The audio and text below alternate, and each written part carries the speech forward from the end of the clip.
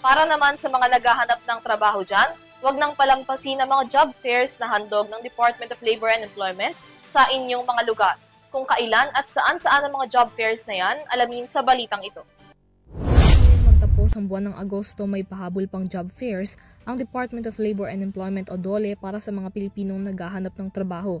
Bukas ika-23 ng Agosto, ikakasan ng DOLE ang job fair sa Region 1 sa CSI The City Mall Atrium, Lucao, sa Dagupan City sa Pangasinan. Sa ika-25 ng Agosto, mayroon ding job fair para sa mga nasa National Capital Region. Nagaganapin naman sa SM City Manila sa Ermita. Sa parehong araw ng Lunes, mayroon ding job fair na itatayo sa Barangay Mandaragat Coliseum, Puerto Princesa City sa Palawan. Samantala, sa Region 7 naman, mayroon ding magaganap na job fair sa Lunes sa Robinsons Dumaguete, sa Negros Oriental na gaganapin din sa August 25.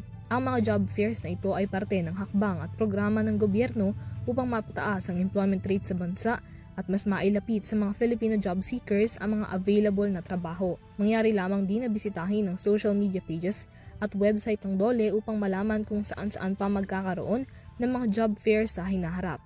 Para sa EuroTV News, Mia Layagin, sumasaludo sa bawat Pilipino.